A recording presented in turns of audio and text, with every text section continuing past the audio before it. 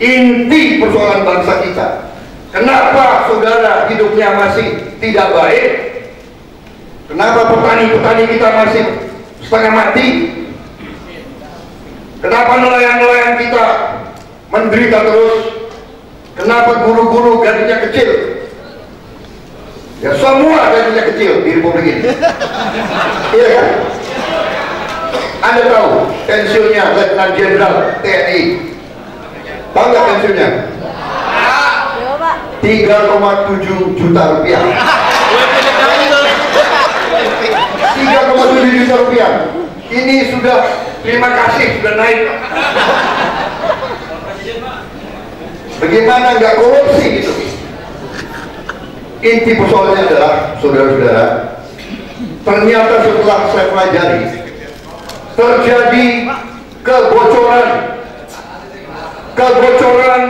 dari ekonomi Indonesia tiap tahun 1.000 triliun. Bocor tiap tahun. Ini sumber akar masalah. Ya. Dan ini sudah saya sampaikan. Saya keliling Indonesia, di UI, di Gajah Mada, di kampus-kampus, di depan profesor-profesor. Saya ungkapkan ini. Ini sampai sekarang tidak ada yang menyanggah, tapi tidak banyak yang mau bicarakan. Seolah ini mau didiamkan saja. Padahal ini adalah akar masalah. Ya. Kenapa ekonomi kita tidak bisa tinggal landas? Kenapa kita beli motor tiap tahun 10 juta motor, tidak ada pabrik buatan Indonesia? Kita beli mobil 1 juta mobil tiap tahun, tidak ada pabrik buatan Indonesia. Karena kekayaan kita hilang tiap tahun 1.000 triliun. Saudara-saudara, ini adalah uang, ini adalah cash. Ini bukan tambang yang di bawah tanah. Ini adalah uang yang hilang tiap tahun senilai 1.000 triliun. Jadi saudara-saudara, negara sejahtera itu sangat sulit terwujud kalau ini tidak kita hentikan. Kalau ini tidak kita tutup pendarahan ini saya ibaratkan pendarahan.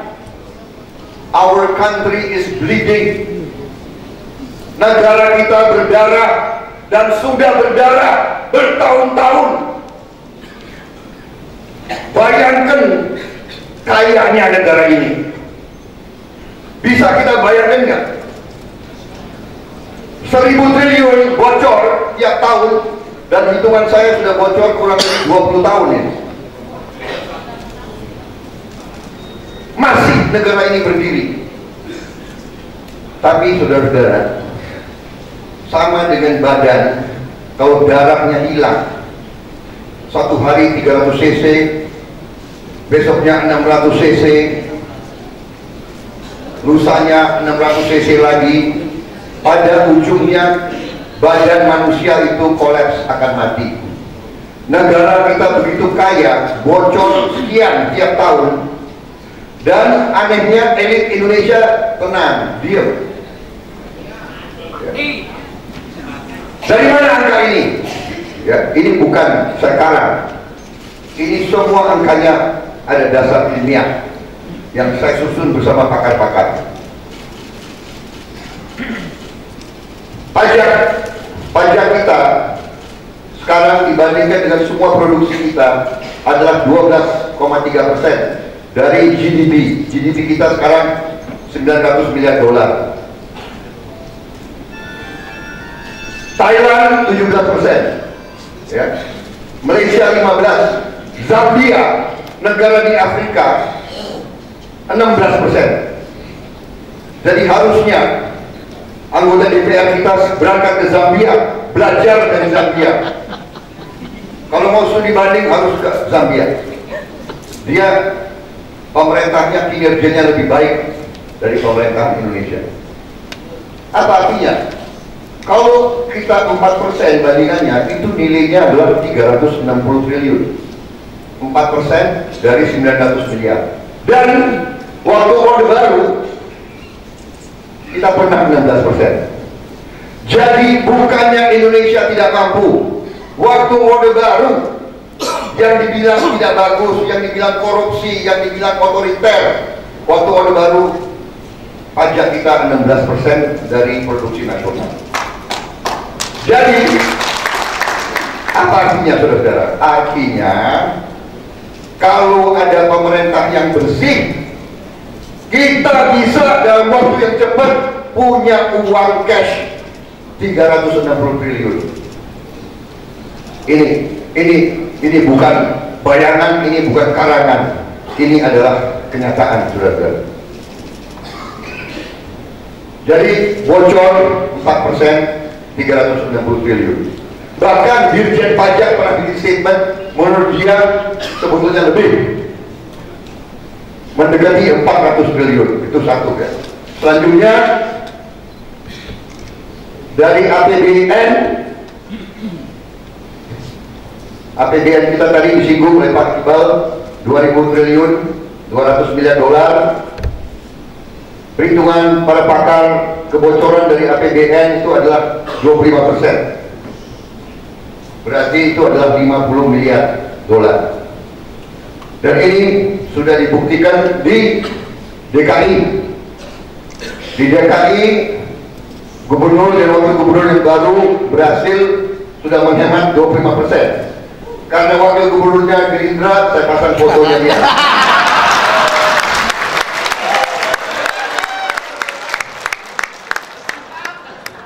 Boleh nggak? Boleh.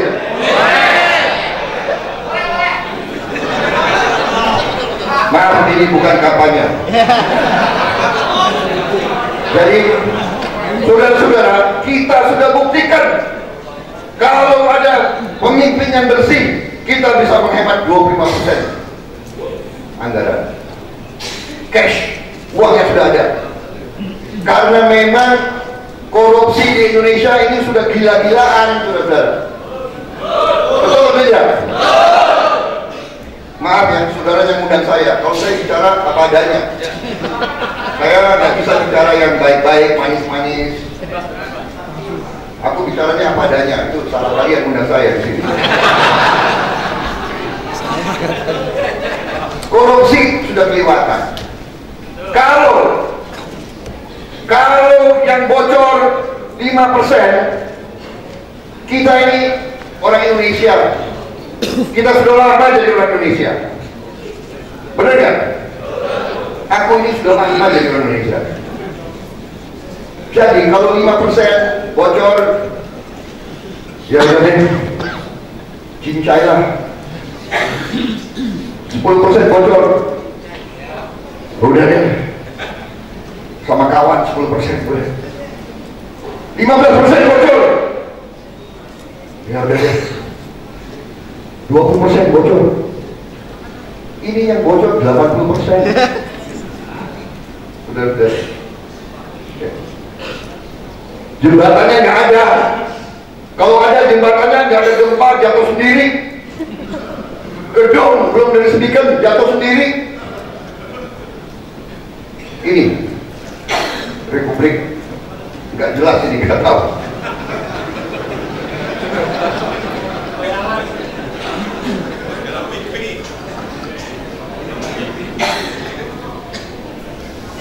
Bantuan sosial, ya, bantuannya nggak ada. Saudara-saudara, kalau kita bicara korupsi, kita sedih. Tiap hari kita lihat, kalau tidak salah dari 34 gubernur sekarang, kalau nggak salah 18 sudah tersangka atau masuk penjara. Tiap bulan tambah satu.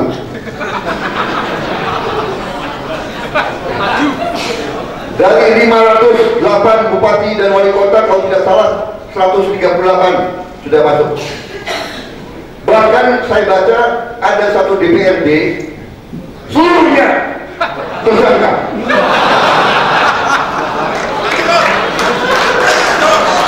Jadi ini adalah berjamaah, lintas partai, lintas agama, lintas. Saya lagi cek, ada nggak Gerindranya juga?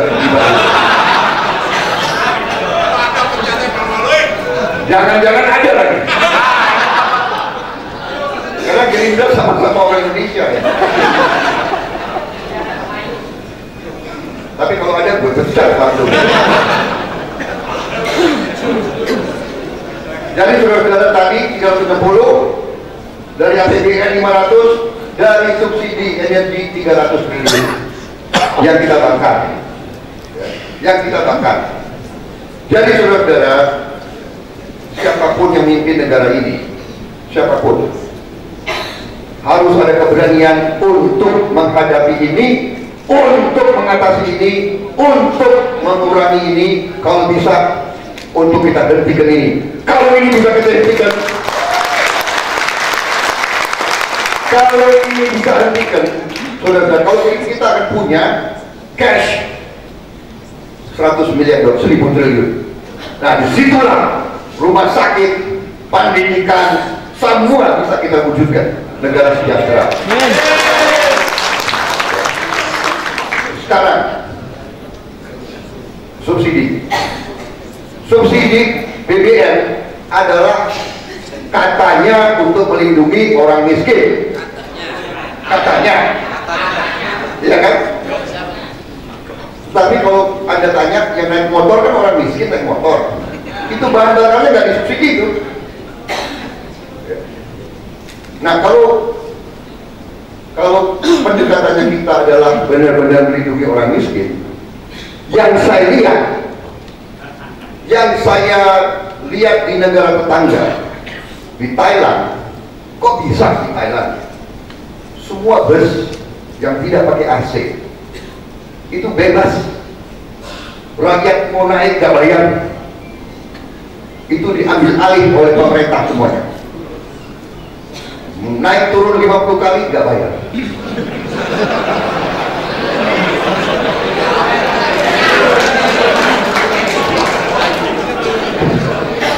Saya aneh, kok bisa Thailand? Bedanya Thailand sama kita apa?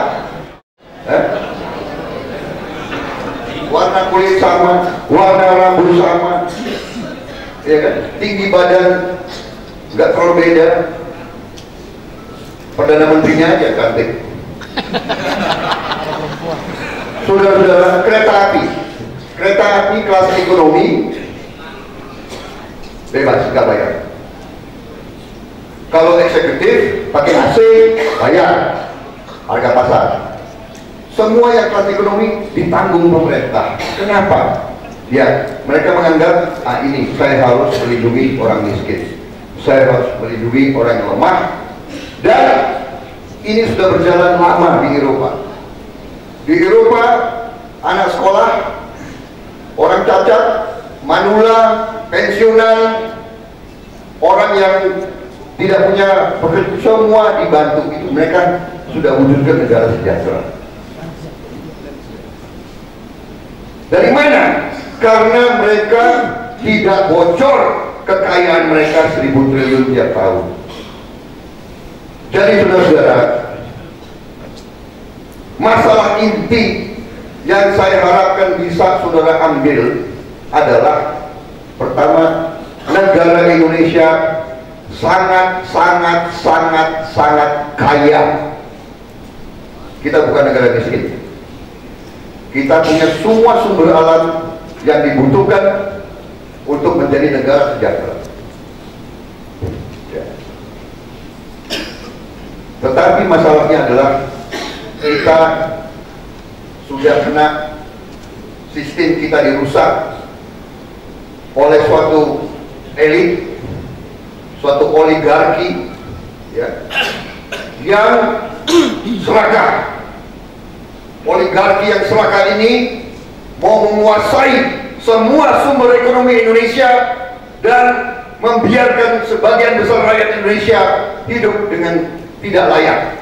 Ini masalah Indonesia, dan inilah kejadiannya adalah kejadian bocor 1000 triliun, dan ini harus kita hadapi.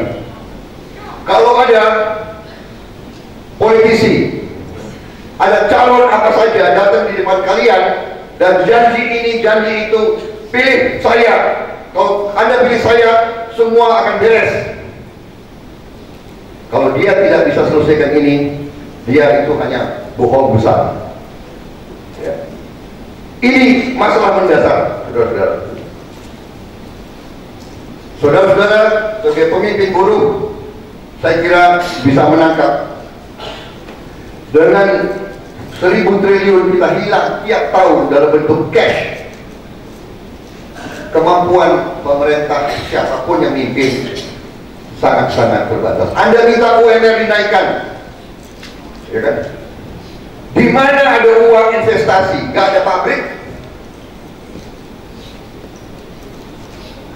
Kemarin ada salah satu menteri mengatakan pertanian sudah waktunya ditinggalkan menuju industri.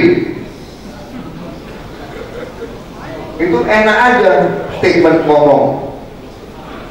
Bagaimana kalau belum siap industrinya, pabrik-pabriknya belum ada? Bagaimana pabriknya mau ada, tidak ada uang untuk investasi? Ini satu. Kedua, slide kedua, devisa. Sudah kita bocor, kekayaan kita dari yang semua kita jual, ekspor kita juga tidak tinggal. Ini neraca ekspor impor. Ini adalah ekspor kita, ini impor kita selama 15 tahun. Selama 15 tahun Indonesia untung tiap tahun rata-rata 25 miliar dolar, 250 triliun. 15 tahun kali 25 miliar berarti cadangan devisa kita harusnya 375 miliar. Kalau saudara tanya Bank Indonesia hari ini, cadangan kita sekitar 100 miliar. Ini bulan November 97 sempat turun, katanya sekarang 100. Katanya. Minggu depan mungkin 370, kita tidak tahu. Artinya, katakanlah 100. 375 yang ada 100. Berarti 275 kemana? Berarti 275 miliar uang bangsa Indonesia tidak ada.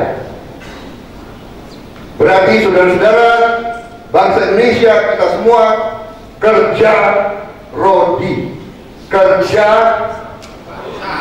bakti, kerja nggak dibayar, Robusha. Loh, kekayaan kita nggak ada.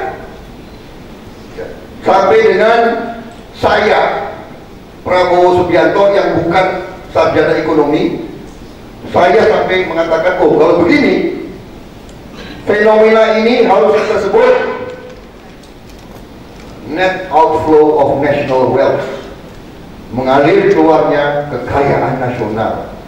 Kita telah hidup 69 tahun, kita telah membangun, kita telah bekerja, kita jual karet kita, kelapa sawit kita, coklat kita, timah kita, nikel, semua emas, tembaga, kita jual semua, uangnya nggak ada.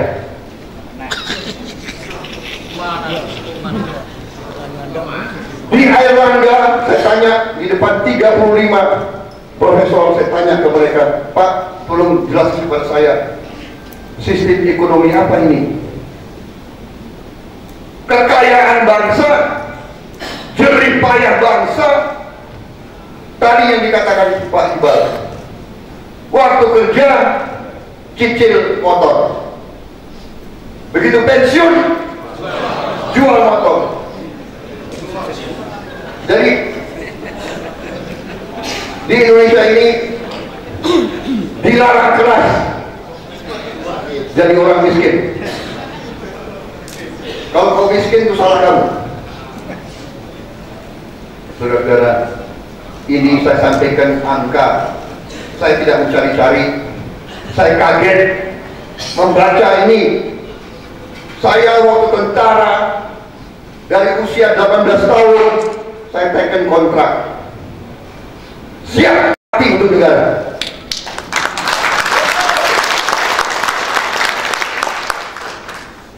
Dengan pengertian, oke, saya jaga negara. Tolong dong kamu teknokrat, cendekiawan, insinyur, sarjana, profesor, atur negara ini, bikin negara kita kaya, rakyat kita sejahtera. Biar saya tumbal, saya jaga negara. Begitu saya pensiun, kok korupsinya tambah aja nih saya begini. Saudara-saudara, gini ratio itu adalah ukuran. Arti Gini ratio itu adalah, kalau dibilang Gini adalah 0,41, berarti 1% bangsa Indonesia memiliki dan menguasai 41% kekayaan Indonesia. Itu artinya Gini. Jadi sekarang ini kita berada di posisi ini 2012, sekarang mungkin agak naik dikit nih. Kalau lihat trennya nih ke sini, mungkin 2017 sudah ke sini. Ya. Jadi 1% menguasai slide tadi. Nah, 1% menguasai 41% kekayaan negara. Jadi 99%, sisanya ya dari tampang kalian termasuk yang 99%.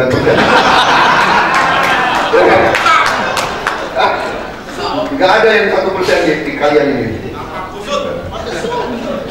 Nah, kalau kita lihat tanah, dia tanah lebih sedih lagi. Kalau tanah sekarang ini 1% penduduk Indonesia menguasai 80% tanah. Ya. Ini 2013, 2014 ini kayaknya trennya naik lagi. Nah, ini jangan-jangan nanti 3 tahun lagi 1% menguasai 90% tanah.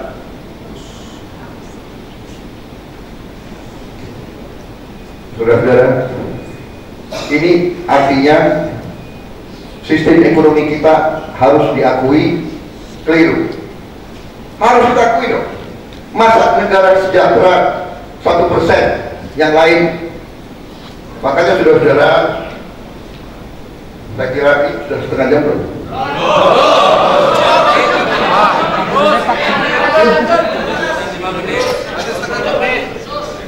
Jadi saudara-saudara, saya kira inti daripada masalah Indonesia sudah saya sampaikan.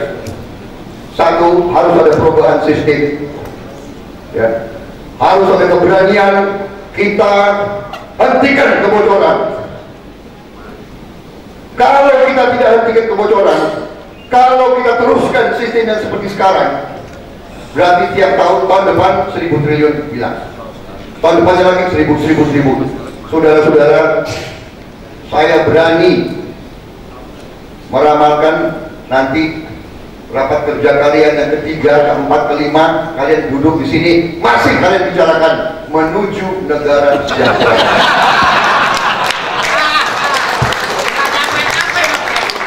Menuju, gak akan sampai-sampai. Ya. Maaf, jadi saya menyampaikan apa adanya. Bagaimana mau sampai orang uang yang hilang? Iya kan? Jadi saudara-saudara, kesimpulan adalah pasal 33 Undang-Undang Dasar 45 sangat jelas. Ya. Masalahnya adalah orang-orang pintar di Indonesia pura-pura tidak mau tahu tentang Undang-Undang Dasar 45. Ya. Mereka mengatakan pasal 33 ini kuno, sudah kadaluarsa, nggak penting, Sekarang yang penting adalah persaingan bebas, pasar bebas, globalisasi. Semua serahkan ke pasar. Nanti yang kaya sedikit, tapi dia nanti akan meneteskan ke bawah kekayaannya, menetes ke bawah, trickle down effect, netes, netes, netes. Kalian mati baru sampai.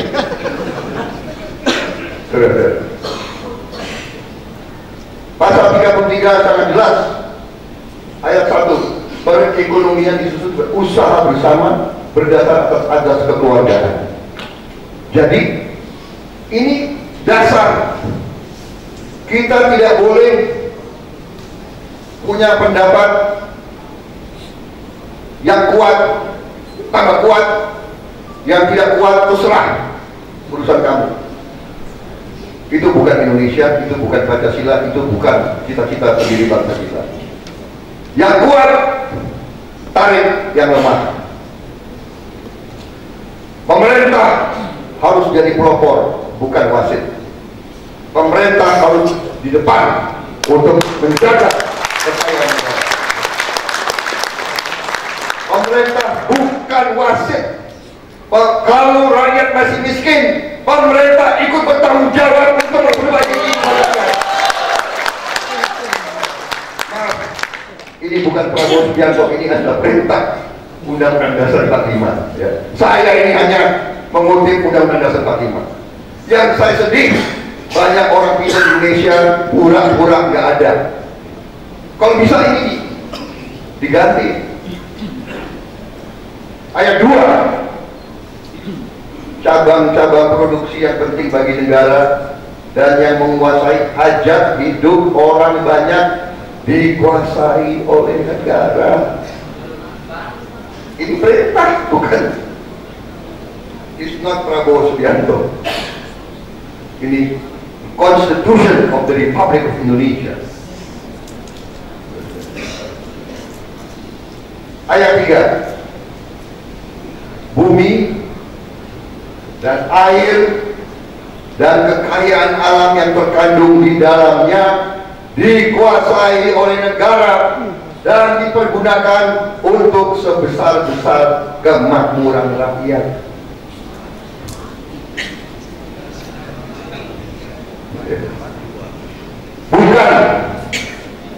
Bukan maunya Prabowo, bukan maunya Iqbal, bukan maunya perintah Undang-Undang Dasar. Jadi saudara-saudara, yang saya sinyalir adalah kegagalan elit Indonesia adalah meninggalkan nilai-nilai Undang-Undang Dasar 45, meninggalkan nilai-nilai Pancasila. Pancasila dipakai di mulut. Karena itulah, kalau saudara-saudara benar-benar ingin berjuang menuju negara sejahtera, tolonglah lihat sumber penyakit kita apa. Tetapi di balik kesulitan pasti ada kebaikan, kemudahan. Sebetulnya apa yang disampaikan, apa yang berada di depan saudara-saudara, ini sesuatu yang ancaman. Ini sesuatu yang menyedihkan. Kita berdarah, kita bleeding, kita hilang, kita bocor 1.000 triliun. Dan banyak tokoh-tokoh bangsa, banyak elit berusaha ini jangan sampai rakyat Indonesia tahu. Makanya Prabowo Subianto tidak disukai oleh elit Indonesia karena dia rodo-rodo bonek, dia sampaikan macam ini. Tapi karena saya sudah lama jadi orang Indonesia, saya nggak ada lagi. Kita tidak tahu kapan kita dipanggil Tuhan. Sekalian aja kita cerita kepada rakyat. Jadi saudara-saudara, walaupun ini sekarang bencana, tetapi sebetulnya kita sudah lihat masalahnya sangat jelas. Indonesia kaya. Indonesia punya 1.000 triliun cash. Tinggal kita pandai atau tidak mengamankan uang ini. Kalau kita pandai mengamankan uang ini, kalau kita berani menjaga uang ini, kalau ada tim pemerintah yang bersih, yang bekerja untuk rakyat, kita punya uang 1.000 triliun untuk membangun negara ini, dan negara sejahtera sangat mungkin, sangat visible, dan sangat bisa kita bangun bersama.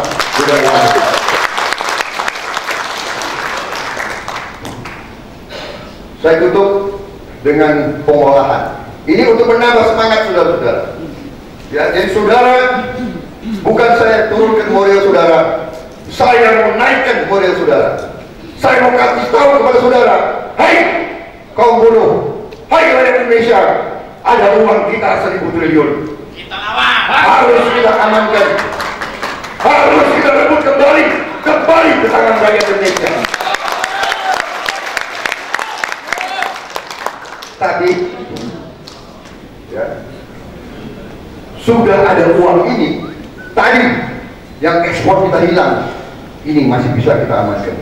Sudah itu, ini bahan-bahan kita, barang-barang kita. Sekarang kita jual murah, kita jual tanpa diolah. Contoh,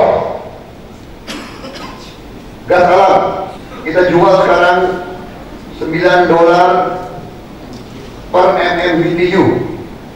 Kalau kita olah jadi pupuk, bisa menjadi $17. Kalau kita olah lagi menjadi N2A4, menjadi $33. Dari 9,5, katakanlah $10 menjadi 300%. Kekayaan kita bisa naik dengan pengolahan gas alam. Contoh gas alam sekarang kita jual, ini contoh aja, kita jual sekarang tiap tahun ke Singapura $1 miliar. Kalau kita olah di Indonesia bisa menjadi $5 miliar. 4 miliar kita hilang tiap tahun. Minyak bumi kita jual $700 per ton, kalau kita olah bisa menjadi $100.000 per ton. $700, 7 juta rupiah menjadi 1 miliar. Saudara-saudara, ini kuncinya. Sudah kita bocor, kita juga tidak mau olah. Kalau kita olah, saudara-saudara, kita menjadi negara sangat kaya. Kita akan menjadi negara mungkin ke-6 terkaya di dunia.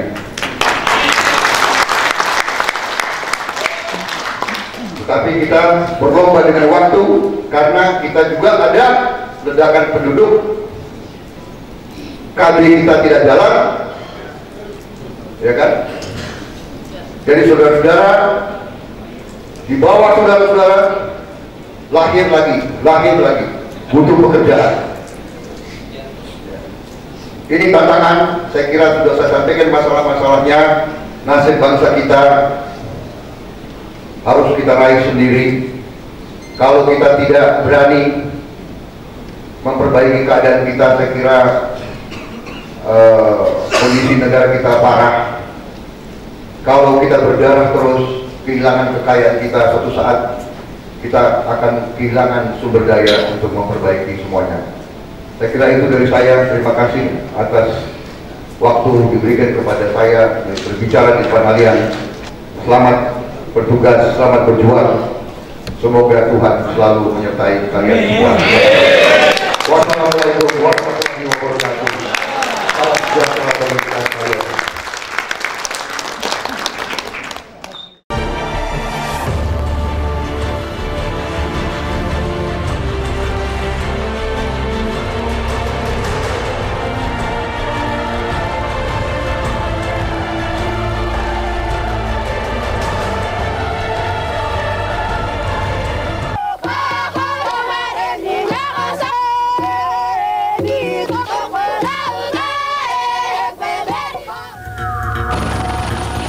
Setelah menunggu selama lebih dari 4 bulan, 11 sandera yang masih disekap GPK dari 26 yang diculik pada tanggal 8 Januari lalu akhirnya dapat dibebaskan ABRI dengan operasi militer pada tanggal 15 Mei 1996. Dengan pengalaman yang dimiliki oleh ABRI, masalah ini bisa ditangani sebaik-baiknya. Effendi Sun, Juli Elvano melaporkan dari Yigi Irian Jaya.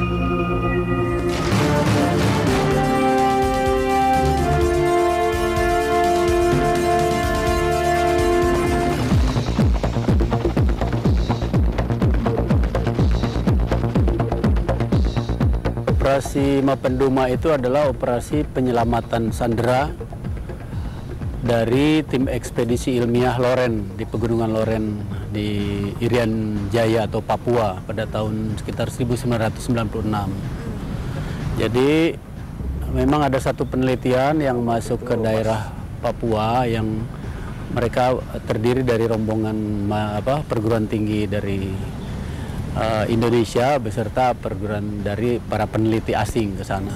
Hanya begitu perjalanannya tiba-tiba ada kabar bahwa mereka hilang karena diculik. Gitu. Tapi malam-malam ketika kita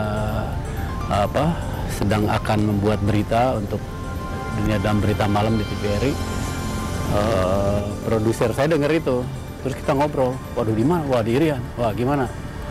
Saya yang kebetulan memang sejak masuk TVRI, wartawan di TVRI juga sudah lebih tertarik ke liputan keamanan dan militer. Jadi justru melihat itu, wah ini dia, baru seperti apa kesempatan itu. Lalu produsernya, kamu siap? Saya sepanjang didukung, fasilitasnya ke sana oke, saya siap berangkat. Nah, persoalannya kan saya reporter siap berangkat. Oke.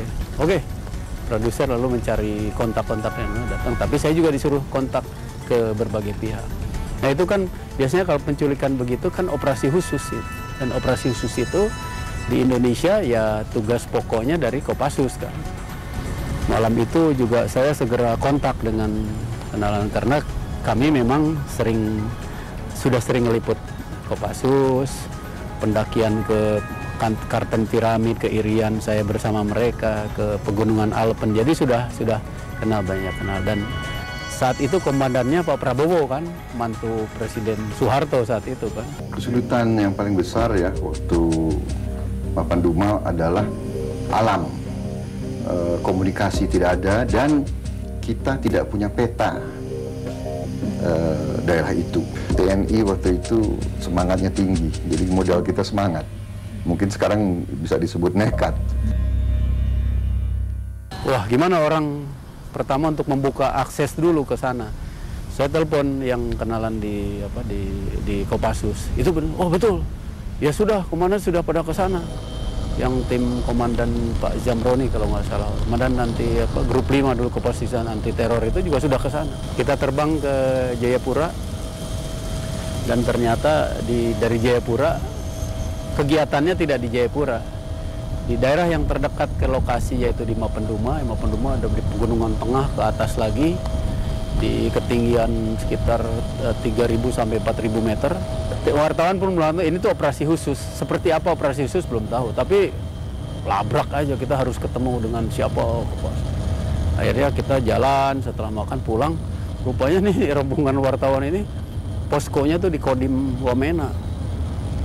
Tanpa ngomong apa, mobil dimasukin ke tempat Kodim Wamena. Begitu kita turun, ya di situ aparat di situ kan tugas. Siapa ini kalian? Wah siapa? Wah dengan pada gagal gitu. Wah kami wartawan Polkam gitu. Ini kamu mau wartawan Polkam mana katanya? Kamu harus ada tata aturannya itu data nggak ada. Suasana itu memang namanya juga operasi pembebasan itu memang harus dalam kondisi yang rahasia gitu. Sementara kita tidak sabar kan datang jalan ramai dan di situ masih terjadi nggak bisa masuk komunikasi. Tetapi menjelang malam ada satu orang datang. Saya cari Pak Effendi. Oh iya saya lihat ini Irian dari Serui tinggi gitu datang. Wah tadi yang ada di sana gitu. Dia kan, bang kita jalan ke sana gitu nggak lihat. Sementara teman-teman yang rada di belakang melihat saya, disangkanya bukan siapa-siapa. Ya udah, ayo jalan.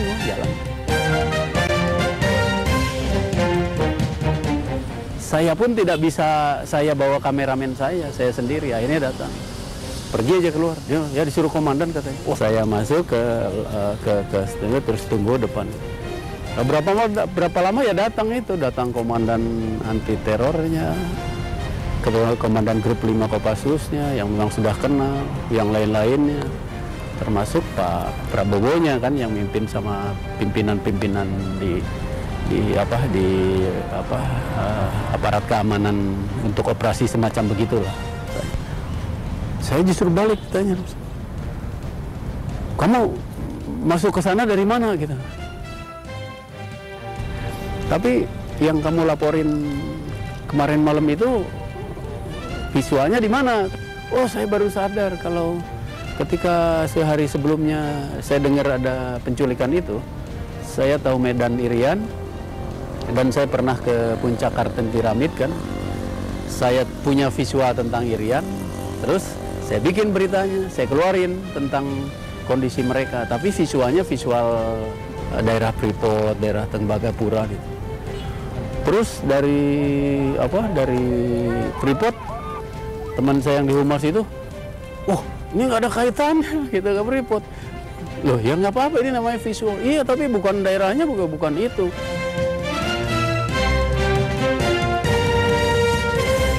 Jadi rupanya pihak aparat keamanan itu melihat reportase saya dengan visual yang tepat gitu, daerah itu.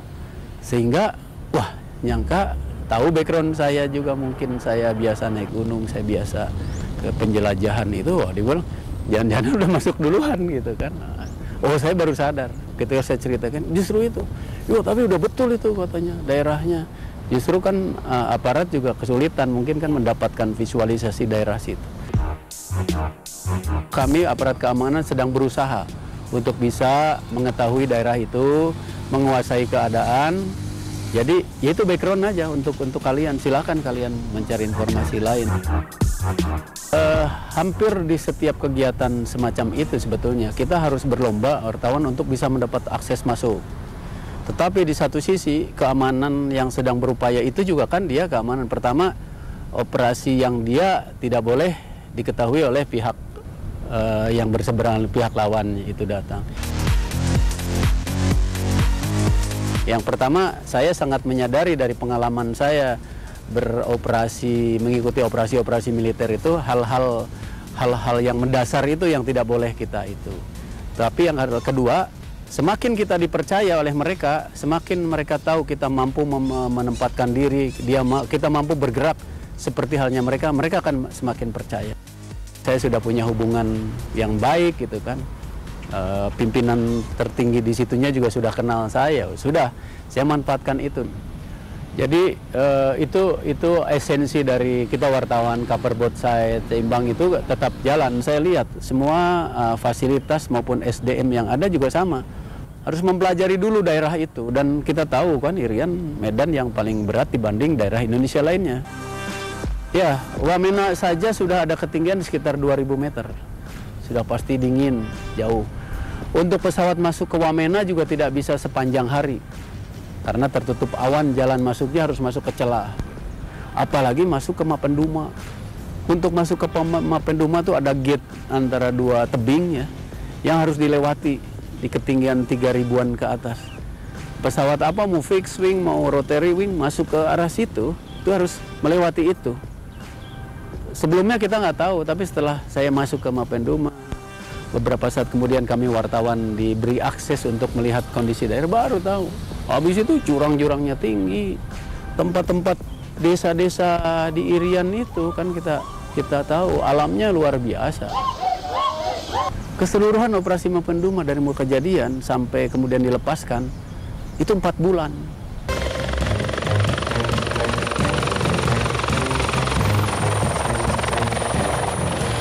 Ada yang dulu warga daerah tertentu di bagian lain di Papua itu juga yang pekerja yang disandera oleh mereka dilepaskan. Wah, saya langsung ke Jayapura. dari Arso kalau nggak salah dilepasin. Saya ke Jayapura untuk meliput itu. Habis meliput itu kan akhirnya si beritanya dibawa ke Jakarta. Kesempatan saya pulang dulu. Karena saya juga tahu ini pasti tidak akan secepat itu. Pasti lama ini proses-proses ini kan proses saling mengamati itu datang. Tapi saya sudah punya akses untuk bisa masuk dengan aparat ya keamanan. Kesinambungan untuk kita jaga berita terus itu memang jadi bagian yang harus kita atasi gitu. Nah kan dari situ kita bisa memperkenalkan, mensosialisasikan masyarakat Papua di sana. Jadi saya juga menjalin hubungan baik dengan Pak Bupatinya di sana. Sekaligus kita Pak, kalau selain kita kan ingin tidak berdampak negatif, kita memberikan hal yang positif. Kita angkat tentang kegiatan-kegiatan bahwa warga Papua itu punya hal-hal yang positif, yang itu datang. Jadi itu yang keseimbangan yang kita buat. Kita buat bagaimana mereka membuat batik di atas, bagaimana mereka memproduksi beca gitu, hal-hal yang begitu. Ya, kerajinan tangan dan sebagainya. Pokoknya kehidupan bagaimana mereka juga mengelola sawah kan di sana waktu itu. Ingat betul pimpinan masuk ke Mapendumanya yang ketinggian itu, Pak Kapten Made Agra waktu itu. Dia masuk dan dia berlebur dengan penduduk masyarakat di sana. Dalam sekian lama akhirnya masyarakat itu sudah menyatu sama mereka. Mereka juga dilatih, diajarin hal-hal yang positif gitu. Nah saat itulah saya bisa melihat ke sana, saya bisa mengabadikan seperti yang visual-visual didapat. Bagaimana mereka itu di kampung itu untuk membuat pasar itu datang menjual sesuatu dari berbagai gunung itu datang subuh-subuh, baru pada siang hari mereka bisa masuk. Nah itu hal-hal yang mendekatkan kita ke mereka. Operasi militer berlangsung sukses. Para sandera bisa dibebaskan, kendati pihak penyandera tak berhasil ditangkap aparat.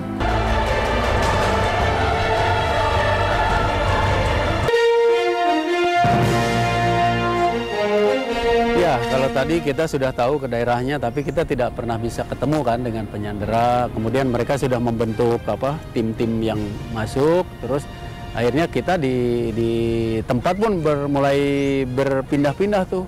Ada yang ke Timika, ada kemudian sandera yang dilepaskan, lah di Timika. Nah kita juga sebagai wartawan ternyata saat itu masih terbatas kemampuannya untuk mobilisasi di mana atau begitu ada di mana. Akhirnya ya tadi saya kebetulan dapat akses itu, begitu dapat ada yang sandera dilepas sana, saya ikut. Dapat ke Timika, bisa ketemu, ngobrol dan sebagainya. Ya teman-teman yang lain tertinggal. Kalau kita belajar penjelajahan dan sebagainya, dipelajari bahwa dengan penduduk setempat kita juga harus berhati-hati, tetapi kita harus bisa menyatu dengan mereka. Saya ingat sampai kemudian ke peristiwa ada anggota yang melakukan penembakan itu dan sebagainya, juga orang berpindah ke sana karena memang kan pesawat itu aksesnya bisa terbang dari lokasi ke daerah terpencil lagi, masuk ke Timika, Jayapura, Wamena, begitu saja. Nah saya di Timika pun bisa hadir di sana, dan setelah sesi kedua ketiga sudah mulai ada hubungan dengan mereka, minta apa-apanya, mulailah masuk ke sesi terakhir, saat-saat bagaimana harus pelepasan dari sandera dilepaskan itu. Saudara, Medan Irian Jaya yang tingkat kesulitannya sudah sama-sama kita ketahui, yang terberat di antara pulau-pulau di Indonesia. Di sisi lain, keadaan masyarakat Irian Jaya yang sangat sederhana itu dimanfaatkan oleh para gerombolan pengacau keamanan untuk dijadikan tameng dan dipaksa untuk menjadi pengikut mereka. Bagaimana langkah-langkah aparat keamanan menyiapkan strategi-strategi untuk melakukan acara pembebasan. Dan saya beruntung lah, saya bisa pada akhirnya terus cuman saya saja dengan kameramen saya bisa masuk di tengah-tengah operasi itu sampai ke titik-titik saat mulai negosiasi mereka dengan bagaimana mereka dan saya ya bareng dengan tim yang pasukan khusus menangani itu, saya juga bisa melihat oh seperti itulah mereka begitu serius mengeluarkan kemampuannya untuk menganalisa bagaimana pihak penyandera ini. Cuman kan kalau kita laporin saat itu kan ngebuka itu, tapi kita ngelihat bagaimana kita tuh memiliki aparat-aparat keamanan yang memang harus profesional untuk menganalisa bagaimana supaya mengetahui betul titik mereka di mana, mereka mengembangkan kemampuan dari unsur-unsur bangsa kita itu. Di satu desa tertentu sudah diputuskan harus, ya udah, akan dilakukan penyergapannya hari itu. Dan itu betul-betul dikumpulkan oleh pimpinan langsungnya Pak Prabowo waktu itu. Ya saya tuntutannya itu lebih banyak ke politis kan sebetulnya itu datang. Tetapi ketika mungkin yang terjadinya menyandera sipil, apalagi terus ada asing, wah itu sudah menyangkut. Yang pasti semua orang tidak setuju kan hal itu gitu. Ya syukurlah bahwa antara diplomasi, bagaimana perundingan lebih dengan operasi itu berjalan terus, sehingga pada satu ketika sampailah di lingkungan itu untuk memutuskan perlu adanya pembebasan. Tapi kan sudah desanya udah pindah lagi dari Mapenduma ke GC Lama, sampai pada titik tertentu pergerakan aparat keamanan juga makin full. Saya tetap ada di tengah-tengah, yang mungkin orang lain juga nggak tahu, termasuk dari aparat keamanan itu juga saya di dalam. Tapi pergerakan saya yaitu yang sudah tidak bisa diikuti oleh yang lain. Dengan satu helikopter komando di atas, satu helikopter bantuan, kita masuk ke 6 sasaran. Pada saat itulah Sandra dibawa oleh DPK, ya, oleh OPM, masuk hutan. Nah, pada saat itu akhirnya beralih kepada operasi pengejaran. Kalau saya melihat, ya dia memperlihatkan dirinya sebagai seorang pasukan khusus. Kalau orang mengait-ngaitan yang lain ya wajar aja. Berpenampilan seperti itu dan mampu menggerakkan itu dan dipatuhi oleh pasukannya, bebannya menurut saya luar biasa waktu itu. Karena menyangkut internasional, menyangkut itu, keputusan sekecil apapun punya resiko kan. Tapi akhirnya di satu pagi itu, oke, kita sudah tidak ini, kita akan memutuskan melakukan penyergapan itu. Pasukannya sudah siap dengan perlengkapan satu penanggulangan teror pasukan khusus, dengan heli-heli khusus, dengan teknik pendaratan yang khusus. Di satu sisi saya ngeri juga kan, satu sisi bangga lihat, wah ternyata Indonesia tuh punya kemampuan untuk itu.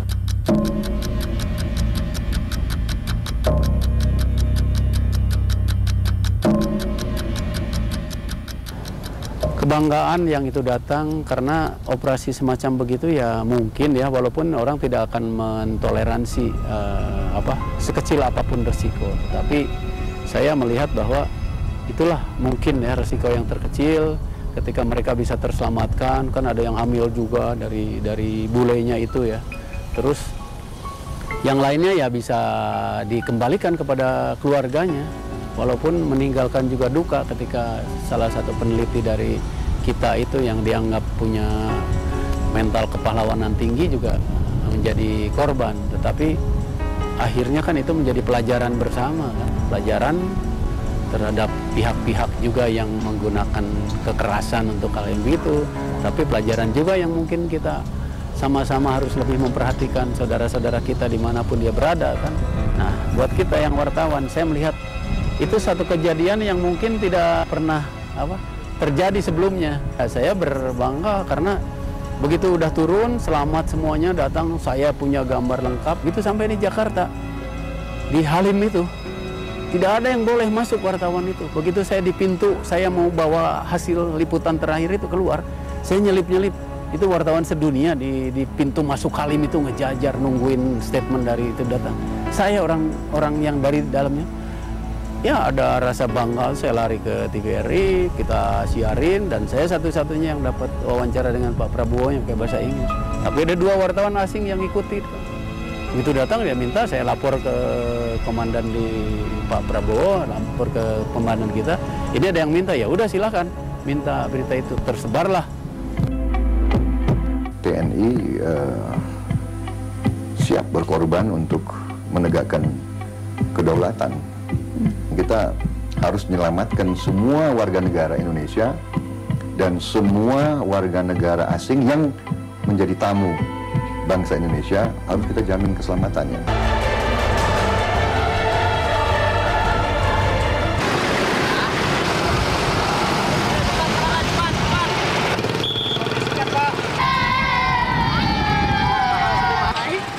menurut saya peace journalism itu mestinya dikuasai oleh semua.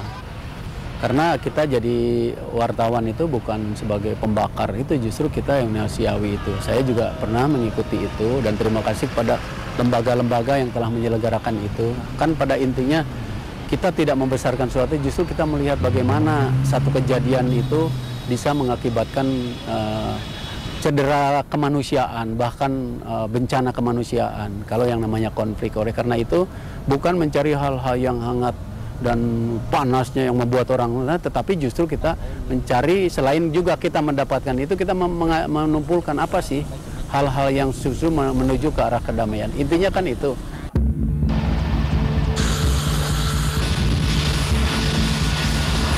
Sosok bangsa Khmer memang hampir sama dengan bangsa Indonesia. Maka tak heran kalau kontingen Indonesia mendapat sambutan lain dibanding dengan kontingen lainnya. Apalagi kita memiliki konsep pendekatan yang lain, yaitu konsep teritorial. Saya pun punya pengalaman liputan di Bosnia, di Kamboja, di konflik-konflik semacam gitu, di Filipina, di Moro dan sebagainya. Jadi akhirnya saya juga ya berharap tidak terjadi lagi yang begitu. Tapi kalau terjadi di medan-medan konflik itu, kita itu wartawan juga harus sudah siap melaksanakan misi kita kan, untuk mendapatkan informasi yang sebaik mungkin, yang sesuai dengan esensi-esensi atau kaidah-kaidah kita sebagai wartawan untuk masyarakat. Tetapi juga kita harus memberikan keyakinan bahwa kita mampu hidup di medan-medan semacam gitu, menjangkau medan itu, bahkan mungkin punya kemampuan yang sama dengan pasukan khusus itu atau justru lebih gitu, karena kita wartawan harus itu. Itu yang harus dibangun menurut saya. Dan yang penting tadi saling mempercayai. Sehingga saya salut sebetulnya ada namanya latihan embedded jurnalis gitu. Tetapi untuk meningkatkan kemampuan wartawan, karena kalau wartawan ke medan yang semacam itu udah otomatis harus dia punya kesediaan.